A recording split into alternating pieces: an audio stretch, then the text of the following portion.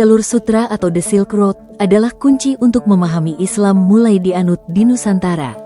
Karena hubungan ekonomi adalah kebutuhan dasar manusia di dalam melakukan interaksi antar bangsa.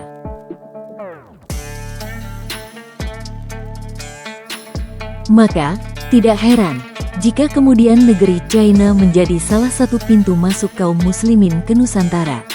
Meskipun ada pula pendapat jika manusia Nusantara sudah turut berpartisipasi di tengah arus perdagangan dan ekonomi dunia sejak sebelum abad ke-7 Masehi.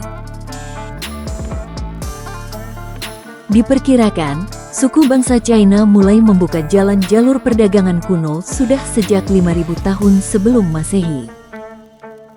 Pada 1380, 130 tahun sebelum Spanyol membawa virus kolonialis ke Filipina, telah didirikan sebuah masjid oleh Syekh Karim Al-Makhdum di Tubik Indangan, Simunul, Tawi-Tawi.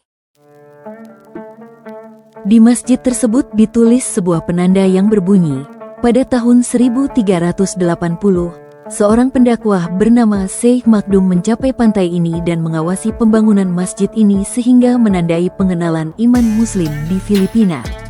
Jenazah Syekh dikebumikan di dalam bangunan masjid dan ingatannya dihormati dan dipuja oleh orang-orang dari komunitas ini. Dari aspek arkeologi dan genealogi bahasa, istilah kata Al-Makhdum diambil dari kata bahasa Arab yang berarti orang yang dilayani, dihormati, atau diajeni dalam bahasa Jawa. Dari segi penggunaannya, istilah Al-Makhdum tersebut sering digunakan oleh kalangan Muslim Persia yang disematkan pada orang-orang tertentu. Di Jawa, terdapat beberapa makam yang dilabeli Al-Makhdum, tidak terkecuali Syekh Makhdum Ibrahim atau dikenal dengan Sunan Bonang. Dikutip dari Warsini, 2021, B.J. Oskrike dalam Handbook van Bonang, 1916, menyebutkan bahwa Sunan Bonang diperkirakan lahir sekitar tahun 1465 Masehi dan tidak bisa lebih awal dari tahun itu. Artinya, Masjid Syekh Karim Al-Makhdum lebih tua hampir 100 tahun bila dibandingkan dengan masa Sunan Bonang. Syekh Karim Al-Makhdum lahir di Makedonia, sebuah desa dekat Damaskus di Suriah. Dia salah satu guru Tarikah Al-Kubrawiyah. Tiba di Buansa, Syekh Karim Al-Makhdum menyaksikan penduduk yang sudah memeluk Islam. Disebutkan, ada seorang tokoh bernama Tuan Mas Haika datang ke wilayah Sulu. Dialah yang menjadi tanda awal jejak Islam di kepulauan itu.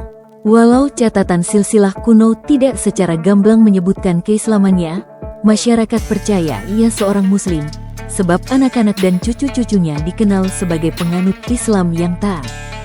Gelar Tuan yang disandangnya pun menjadi simbol kehormatan bagi tokoh-tokoh Muslim di Sulu.